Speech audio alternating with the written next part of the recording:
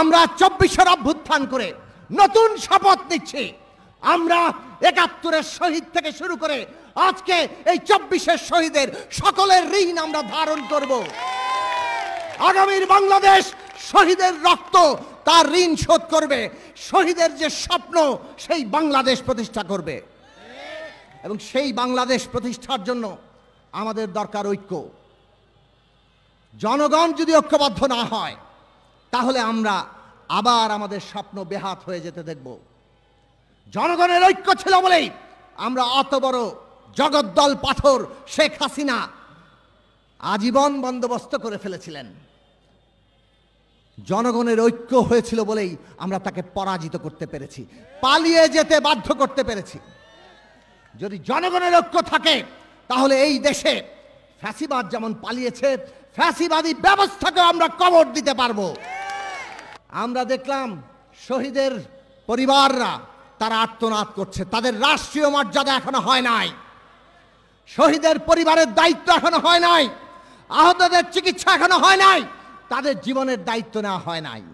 অন্তর্বর্তী সরকার, আপনারা যদি নতুন রাজনৈতিক বন্দোবস্তে যেতে চান তাহলে প্রথম কাজ দরকার ছিল এই শহীদের মর্যাদা এবং তাদের দায়িত্ব নেওয়া, আহতদের চিকিৎসা এবং তাদের দায়িত্ব নেওয়া। কেন ব্যর্থ হলেন? কেন এখনো আর্তনাদ শুনতে হয়? তার জবাব আপনাদের দিতে হবে। আমরা নতুন বন্দোবস্তের স্বপ্ন দেখি, স্বপ্নটা যে আপনারা ধারণ করেন তার প্রমাণ আমরা দেখতে পাচ্ছি না। এখানে উল্লেখ হয়েছে রানা প্লাজায় 1175 জন শ্রমিক নিহত হয়েছিল। একটা সংগঠন গার্মেন্টস শ্রমিক সংহতি বাড়ি বাড়ি গিয়ে প্রত্যেকের পরিচয়, তার জীবন, তার গল্পকে লিপিবদ্ধ করেছে। তাদের ক্ষতিপূরণ, তাদের সমস্ত পাওনা সেগুলো পাওয়া নিশ্চিত করেছে। আর আজকে আপনাদের এত বড় রাষ্ট্রযন্ত্র, আপনারা এখনো শহীদের তালিকা করতে পারেন না, মর্যাদা দিতে পারেন না, আহতদের চিকিৎসা করতে পারেন না। তাদের মধ্যে নারী, পুরুষ, অন্যান্য লিঙ্গীয় পরিচয়ের মানুষরা আছেন। রাজনৈতিক বিশ্বাস আলাদা আলাদা আছে, কিন্তু প্রত্যেকের একটা সাধারণ বিষয় আছে। কি সেটা? সবাই বাংলাদেশের নাগরিক। আমাদের অন্যান্য পরিচয় যে যাই হোক, আমরা বাংলাদেশের নাগরিক। এই নাগরিক পরিচয় ঊর্ধ্বে তুলে ধরে যখন আমাদের রাষ্ট্র দাঁড়াবে তখন আমাদের মধ্যে আর কেউ বিভাজন তৈরি করতে পারবে না। কাজেই ফ্যাসিবাদ কোথায় টিকে ছিল? সাংস্কৃতিক ভাবে, আমাদের জীবনযাপনে, আমাদের বিশ্বাসে, আমাদের প্রচার মাধ্যমে, সোশ্যাল মিডিয়ায়, এইগুলো আপনাদের খেয়াল রাখতে হবে। প্রচারেই ভেসে যাবেন না। চিলে কান নিয়ে গেছে, চিলের পিছনেই দৌড়াতে থাকবেন না, কানটা জায়গা মতো আছে কিনা সেটাও আমাদের ভাবতে হবে। আর তা যদি আমরা ভাবি তাহলে বিভাজনের ফ্যাসিবাদী সংস্কৃতির বদলে আমাদের সকল নাগরিকের, আমাদের সমন্বয়ের, আমাদের মিলনের মুক্ত গণতান্ত্রিক সংস্কৃতি আমরা দাঁড় করাতে পারবো। যেই সংস্কৃতিতে মানুষের প্রতি মানুষের ভালোবাসা থাকবে, মানুষের প্রতি মানুষের বিবেচনাবোধ থাকবে, যেখানে রাষ্ট্র ধনী গরিব, রাষ্ট্র যে কোনো পরিচয় নির্বিশেষে প্রত্যেককে তার অধিকার, তার মর্যাদার জায়গা থেকে দেখবে। যদি আমরা এই অর্থনৈতিক বন্দোবস্ত আর সাংস্কৃতিক বন্দোবস্ত করতে না পারি, রাজনৈতিক বন্দোবস্ত টিকবে না। আর সে কারণে আজকে দরকার নতুন রাজনৈতিক শক্তি। আমরা ভেবেছিলাম তরুণরা যারা এগিয়ে এসছেন, ছাত্র শ্রমিক, তারা হবেন আমাদের সেই নতুন রাজনৈতিক শক্তির ভিত্তি, তাদের সেই ভরসা। কিন্তু আমরা দেখলাম তরুণদের একাংশ দল করলেন, তারা ক্ষমতায়ও যুক্ত হলেন। এরপরে আমরা দেখলাম তরুণদের একাংশ তারা এখন সচিবালয় থেকে ওই গ্রামের তহসিল অফিস পর্যন্ত ছাত্র নামে তারা ওখানে যাচ্ছেন, বদলি, পদোন্নতি, নানানভাবে নিয়োগ এবং নানা ধরনের বাণিজ্যের সাথে যুক্ত হয়ে পড়ছেন। আমাদের তরুণরা যেখানে নতুন বাংলাদেশ হওয়ার কারিগর ছিল, নতুন বাংলাদেশ করে তোলার কারিগর, তাদের রাজনৈতিক শক্তি করে তোলার জায়গায় আজকে আমরা অনেক তরুণদেরকে বিপথে যেতে দেখছি। আমরা বহু আগে বলেছিলাম ক্ষমতা না বদলে ক্ষমতা বদলানো কাজ, সেই বদলাতে হলে ক্ষমতাকে প্রশ্নের মুখে রাখতে হয়। এই বিদ্যমান ব্যবস্থা এখনো পুরনো ফ্যাসিবাদী ব্যবস্থা, একে প্রতিদিন প্রশ্ন করে করে আমাদের একে বদলাতে হবে। ক্ষমতা যাতে আমাদের চরিত্র ধ্বংস করে ফেলতে না পারে।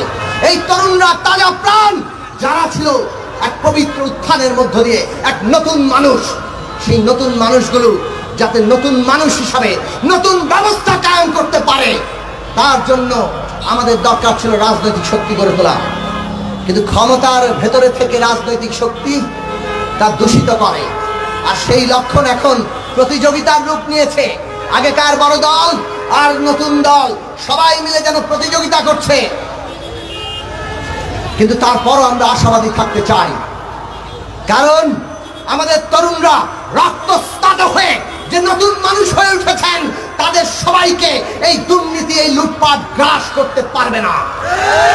আমরা সেই বিশ্বাস রাখি আমাদের তরুণদের উপরে, আমরা সেই বিশ্বাস রাখি তারা তাদের এবং অনাগত সকল প্রজন্মের শিশুদের, আমাদের ভবিষ্যতের তরুণদের জীবনকে সত্যিকার সমৃদ্ধ জীবনে পরিণত করতে, বাংলাদেশকে বিশ্বের বুকে মাথা উঁচু করে দাঁড় করাতে তারা ঐক্যবদ্ধ হবেনি।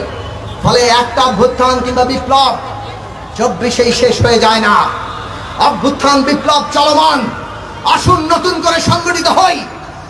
যে শাকিলেরা জীবন দিয়েছেন পরিপূর্ণভাবে নিজেকে রাজনৈতিক করে গড়ে তুলে, পরিপূর্ণভাবে এই দেশকে জনগণের বাংলাদেশ পরিণত করার জন্য, আজকে সেই চেতনায় নতুন করে ঐক্যবদ্ধ হই। আমাদের তরুণরা হয়তো অনেকেই হতাশায় ভুগছেন, দেশ কোন দিকে যাবে। আমরা তাদের বলতে চাই, এই দেশে যত পরাশক্তির খেলা থাকুক, যত রকম ষড়যন্ত্রকারীর খেলা থাকুক, দেশে বিদেশে জনগণ যখন নামে ষড়যন্ত্রকারীরা সব পালিয়ে যায়, তারা কেউ কিছু করতে পারে না। অতএব আমাদের তরুণদের ঐক্যবদ্ধ হতে হবে এবং এই বিচার, সংস্কার, নির্বাচনের রাজনৈতিক প্রক্রিয়ায় তরুণদেরকে সদা জাগ্রত পাহারাদারের ভূমিকায় থাকতে হবে। আমরা যদি দিশা ঠিক করি, আগামী দিনের বাংলাদেশ হবে সকলকে নিয়ে একটা বৈষম্যহীন এবং অন্তর্ভুক্তিমূলক বাংলাদেশ।